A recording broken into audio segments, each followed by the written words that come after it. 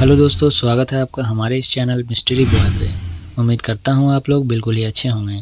आज जो मैं आप लोगों को कहानी सुनाने वाला हूँ, ये कहानी आई है सीमा पार पाकिस्तान से।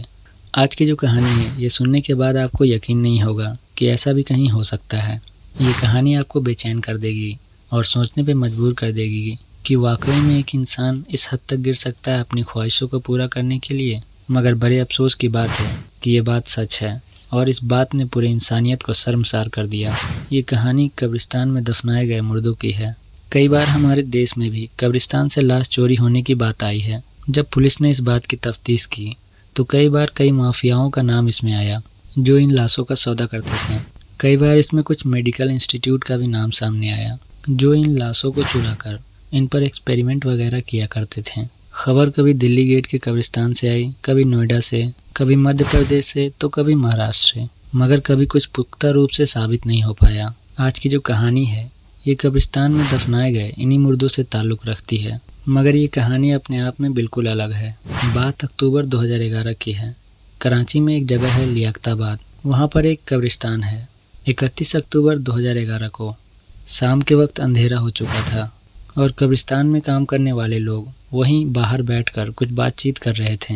तभी अचानक से एक आदमी जो वहीं काम करता था, वो बदहवास चीखता हुआ उनके पास पहुंचता है। उसका पूरा शरीर कांप रहा था और वो इतना डरा हुआ था कि उससे कुछ बोला भी नहीं जा रहा था।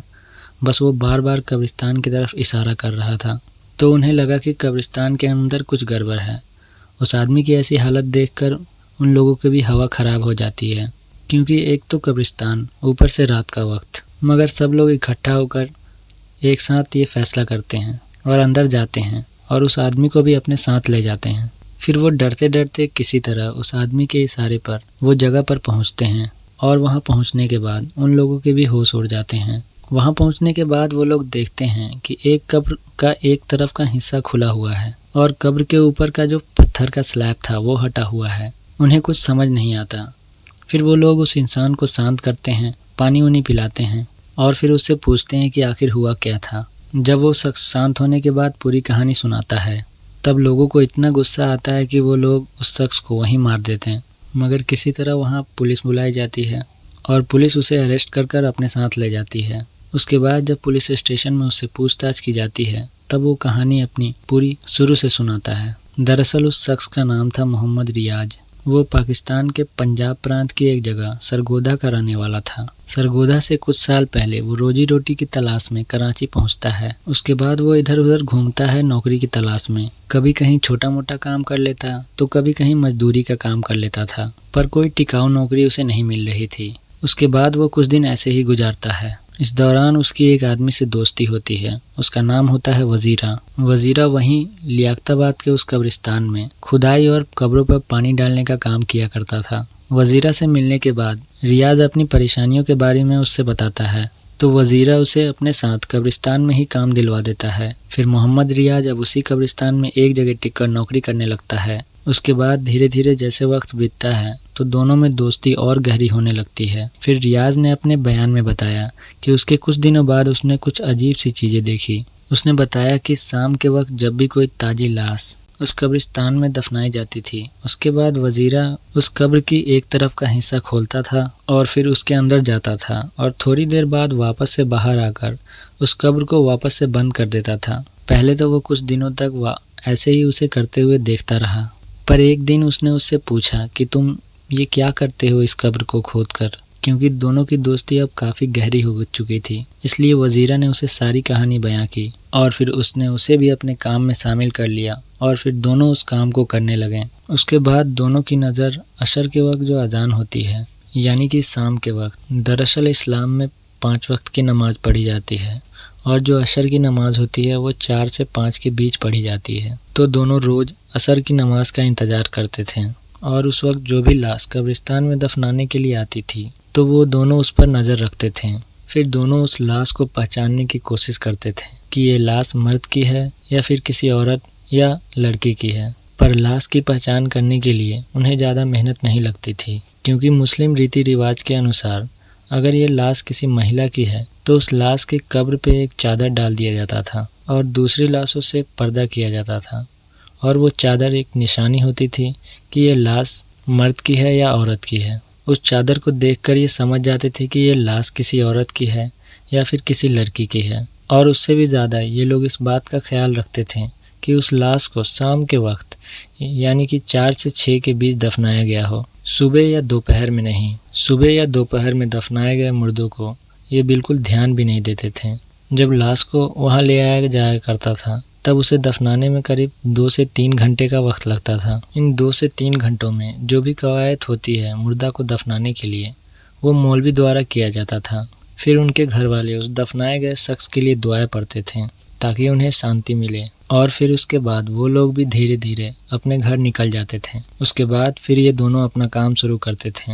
उनमें से एक उस कब्र के पास जाता और उस कब्र के पैर के हिस्से वाले को खोदना शुरू कर देता और इतना खोदता कि एक आदमी उसमें घुस सके। उसके बाद उस कब्र पे पत्थर के स्लैब रखे होते थे ताकि मुर्दों के ऊपर वो मिट्टी ना गिरे जो ऊपर से डाली जाती है। तो उनमें से एक उस पत्थर के स्लैब को हटाता और उस कब्र में दाखिल होता। फिर उस मुर्दा या औरत या लड़की के साथ, अब इसे क्या कहा जाए, ज़बरदस्ती या बलात्कार, क्योंकि ज़बरदस्ती तो उसे कहा जाता है जो उसका विरोध करे, पर वो तो पहले से ही एक लाश थी जिसको कुछ पता ही नहीं कि उसके साथ क्या हो रहा है। तो मतलब कि उस लाश के जरिए वो लोग अपनी हवस को शांत करते थे, उस लाश का रेप करते थे। उसके कुछ देर बाद वो जब कब्र से बाहर आता तो फिर दूसरा उस कब्र में जाता और उस घिनौने काम को अंजाम देता।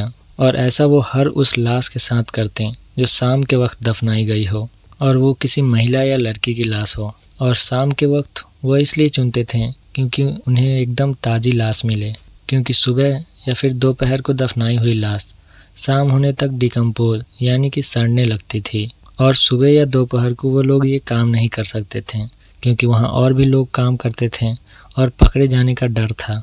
और ये लोग इसी कारण से असर के वक्त दफनाई गई लाश के साथ ये लोग ये काम करते थे, क्योंकि उसके बाद अंधेरा हो जाता था और उस अंधेरे में ये अपने घिनौने काम को अंजाम देते। कुछ समय बाद वजीरा की मौत हो जाती है क्योंकि वो काफ़ी नशा करता था और ड्रग्स वगैरह लिया करता था, मगर रियाज को इससे कोई फ़र्क नहीं पड़ता और वो अपना सिलसिला जारी रखता है और वो अब अकेले ही इस काम को करता रहता है। बात 31 अक्टूबर 2011 की है। शाम को असर के वक्त एक मुर्दा लड़की को दफनाया जाता है और उस लाश पे भी रियाज की नज़र थी। 2 से 3 घंटे बाद जब सारे रिश्तेदार उस लाश को दफनाकर और उसके लिए दुआएं पढ़कर वहाँ से चले जाते हैं, तब रियाज उस कब्र के पास पहुँचता है और हमेशा की तरह एक तरफ से उस लाश को खोलता है और स्लैब को हटाकर उस कब्र के अंदर जाता है। उसने अपने बयान में बताया कि जब वो उस कब्र के अंदर दाखिल हुआ और जब वो उस लाश को अपनी हवस का शिकार बना रहा था, तो उस दौरान अचानक से उसकी नज़र उस लड़की के चेहरे पर पड़ती है। तब वो उस लड़की के ऊपर जो चादर डाली हुई थी उसके चेहरे के ऊपर, वो उसके चेहरे से हटी हुई थी। अक्सर ऐसा हो जाता है, लाश को कब्र में डालते वक्त कभी कभी कपड़ा खिसक जाता है क्योंकि उस कपड़े को ज़्यादा टाइट कर नहीं बांधा जाता है ताकि लाश को तकलीफ़ ना हो। हालांकि वो सिर्फ लाश है और उसे कोई तकलीफ़ नहीं होगी, पर सबकी अपनी अपनी मान्यताएं हैं। कई लोग तो मरे हुए इंसान की पसंदीदा चीज़ों पर कब्र में डालते हैं क्योंकि वो वहाँ खुश रहे। खैर, ये सबकी अपनी अपनी सोचने की चीज़ है। तो जब रियाज की नज़र उसके चेहरे पर पड़ती है तब उसके दांत दिखाई देते हैं। फिर उसकी नज़र उस लड़की की आंखों पर जाती है और उसकी आंखें चमक रही थी और एक तेज़ रोशनी उसकी आंखों से निकल रही थी, ऐसा वो खुद अपने बयान में कहता है। और जैसे ही वो ये देखता है उसकी हवा ख़राब हो जाती है और उसे ये लगता है कि शायद ये लड़की ज़िंदा हो गई है या फिर भूत बन गई है और वो अब बचने वाला नहीं है। उसका पूरा चेहरा पीला पड़ जाता है और वो इतना डर जाता है कि न आओ देखता है न ताओ, और बदहवास वहाँ से भागना शुरू कर देता है और उन बाकी के लोगों के पास पहुंचकर अपनी कहानी सुनाता है। उसके बाद उसे पुलिस के हवाले किया जाता है। उन बाकियों के कर्मचारी के पास पहले भी कब्र से छेड़छाड़ की शिकायत आती थी क्योंकि लाश को दफनाने के बाद उसके रिश्तेदार कई दिनों तक उस कब्र पर आते थे और उस मरे हुए शख्स की शांति के लिए दुआएं पढ़ते थे। और उन्हें कब्र की मिट्टी को देखकर ये शक होता था कि जैसा वो कल छोड़ कर गए हैं वैसा ये नहीं है। तब वो कब्रिस्तान के मुलाजिमों से इसकी शिकायत करते थे। तब वो लोग कहते थे कि शायद किसी कुत्ते ने या किसी जानवर ने ऐसा किया होगा। तब रियाज जब सामने आया तब उसने जब अपनी कहानी बताई तब जाकर सारा मामला सामने आता है। उसने अपने बयान में बताया कि उसने 48 खातूनों यानी कि महिलाओं के साथ कब्र में उतरकर बलात्कार किया और उसने ये सब करीब 1.5 से 2 साल में किया। उसके बाद ये खबर जब मीडिया द्वारा पब्लिक में आती है और पूरे पाकिस्तान में आग की तरह फैल जाती है और पाकिस्तान में कोहराम मच जाता है और सभी चाहते हैं कि उस गुनहगार को मौत की सज़ा मिले। फिर पुलिस उसे अपने साथ ले जाती है कब्रिस्तान के पास और वहाँ पर वो लोग भी पहुँचे जिसने 1.5 से 2 साल में कब्रिस्तान में किसी को दफनाया था और उसकी निशानदेही पर यह पहचान की गई कि किस किस कब्र के साथ उसने ये घिनौना काम किया था। हर वो इंसान अपने कलेजे पर पत्थर रख के बैठा था कि कहीं वो उस कब्र की तरफ इशारा ना करे जिस कब्र में उसने अपने अपनों को दफनाया हो। सोचिए जिन लोगों की कब्र के उधर वो इशारा करता होगा, जिन्हें ये बात पता चली होगी तो उन लोगों पर क्या बीतती होगी। उसके बाद ये मामला कोर्ट में पहुंचा तो हर 48 केस के मामले की सुनवाई अलग अलग करने का फैसला किया गया, जिनमें से 8 से 10 मामलों में रियाज को फांसी की सज़ा हो चुकी है। इंसान जीते जी तो बहुत सारे दुख, दर्द, गम सहता है, पर अगर मरने के बाद भी उसे चैन ना मिले तो वो जाए तो जाए कहाँ। कहते हैं कि मरने के बाद इंसान का इस दुनिया से कोई नाता नहीं रहता, पर इसी दुनिया के कुछ लोग उन्हें मरने के बाद भी चैन से नहीं रहने देते। रियाज आज भी जिंदा है और पाकिस्तान की जेल में बंद है और अपनी मौत का इंतज़ार कर रहा है, क्योंकि बाकी के जो मामले हैं वो अभी भी कोर्ट में हैं और उनका मामला अभी आना बाकी है। पर उम्मीद है कि बाकी के मामलों में उसे भी मौत की सज़ा सुनाई जाएगी। तो ये थी दोस्तों आज की कहानी। उम्मीद करता हूँ कि आपको ये कहानी बिल्कुल पसंद आई होगी। दोस्तों अगर ये कहानी आपको पसंद आई हो तो इसे लाइक करें, कमेंट करें और चैनल को ज़रूर से ज़रूर सब्सक्राइब करें, क्योंकि आपका एक सब्सक्राइब हमारे लिए अनमोल है। धन्यवाद।